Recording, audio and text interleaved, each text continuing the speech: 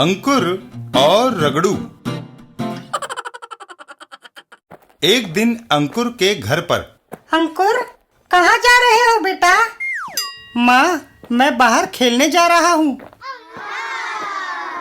अंकुर, मैंने देखा रगड़ू डंडा लेकर तुम्हें ढूंढ रहा है। क्यों? ये तो मैं नहीं जानता, पर वह बहुत गुस्से में है। शायद तुमने उसे गाली दी हो। गाली? मैंने रगड़ू को कोई गाली नहीं दी। अब ना सही 6 महीने पहले दी हो। 6 महीने पहले मैंने जैसा देखा वैसा तुझे बता दिया। तभी रगड़ू आता दिखाई देता है। बाप रे, रगड़ू सचमुच बड़े गुस्से में लगता है। अंकुर वहां से दौड़ लगा देता है। गनीमत इसी में है कि 9 + 2 11 हो जाओ। भीखू के घर पर। भीखू, मुझे अपने घर में छुपने दो। रगड़ू डंडा लिए मेरे पीछे पड़ा है। अंकुर, रगड़ू इधर ही आ रहा है। तुम पिछले दरवाजे से खिसक जाओ। ठीक है। बाहर मैं अब नहीं खेल सकता। मुझे किसी दूसरे घर में पनाह लेनी चाहिए। मिनी, मुझे अपने घर में छुपने दो। रगड़ू मुझे मारने आ रहा है। तभी रगड़ू उन्हें आता दिखाई देता है। अंकुर, रगड़ू को शायद पता चल गया है कि तुम यहाँ छुपे हो। वो इधर ही आ रहा है। हैं? एक बार फिर अंकुर वहां से दौड़ लगा देता है। पिछले दरवाजे से निकल भागो। रिंटू, मुझे अपने घर में छुपने दो। रगड़ू डंडा लिए मेरे पीछे पड़ा है। अगर ये बात है अंकुर, तुमने गलत घर चुना है। रगड़ू अक्सर यहाँ आ धमकता है। तो फिर मैं कहीं और जाता हूँ। रगड़ू और अंकुर आमने सामने। रगड़ू, हाँ, मैं तेरे साथ गिल्ली डंडा खेलने के लिए भटक रहा हूँ। मेरे पास डंडा है, तुम्हारे पास गिल्ली है? गिल्ली? हाँ, है।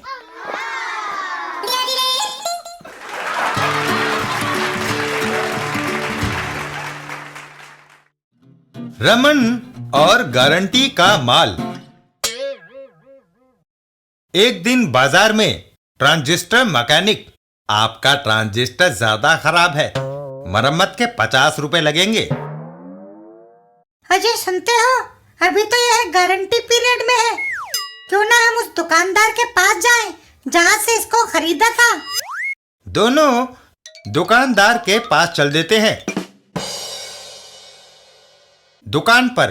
तुमने साल की गारंटी दी थी, पर यह तो 6 महीने में ही खराब हो गया।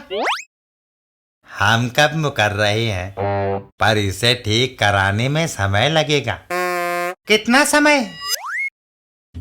हम इसे बंबई में सोल एजेंट के पास भेजेंगे।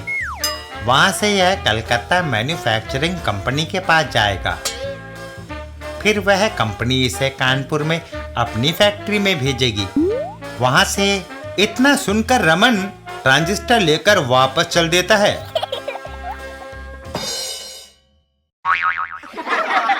ट्रांजिस्टर मैकेनिक, 50 रुपए देंगे, इसे ठीक कर दो। है?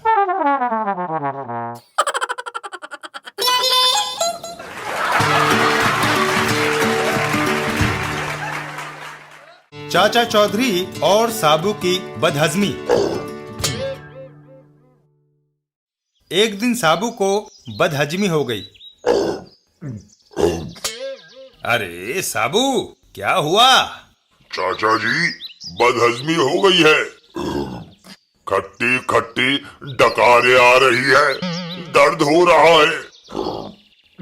रात को दावत में मैंने तुमसे कई बार कहा कि ज्यादा मत खाओ, लेकिन तुम नहीं माने।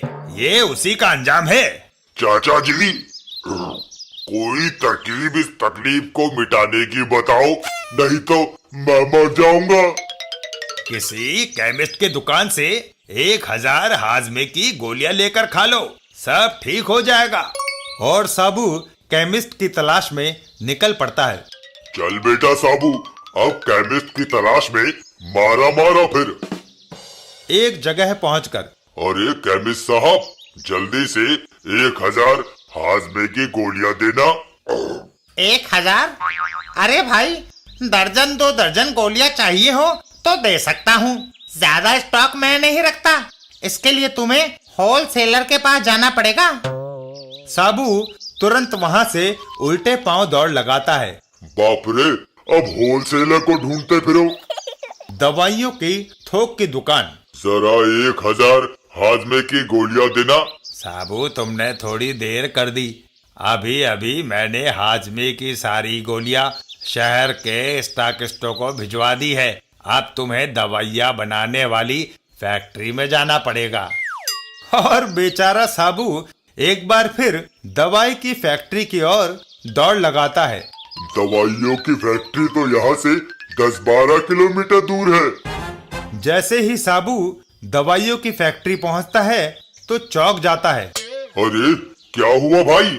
दवाइयों की फैक्ट्री में आग लग गई है। लो, मैं पहुंचा भी तो ऐसे मौके पर जब उसमें आग लग गई है। अगर हाजमे की सारी गोलियां जल गई तो मैं मर जाऊंगा। साबू दौड़कर पास की नदी के पास जाता है। गनीमत है कि पास ही नदी बहती है। साबू नदी में से ढेर सारा पानी अपने मुंह में भरता है और फैक्ट्री के पास पहुंचकर उस पर बौछार कर देता है। फैक्ट्री की आग बुझ जाती है। धन्यवाद साबू, तुमने हमारी फैक्ट्री की आग बुझाई। तुम्हें 1000 हाजमे की गोलियां हम मुफ्त देंगे। मैनेजर साहब, अब मुझे उनकी जरूरत नहीं। गोलियों की तलाश में मैं इतना दौड़ा भागा कि सारा खाया पिया हजम हो गया। हैं?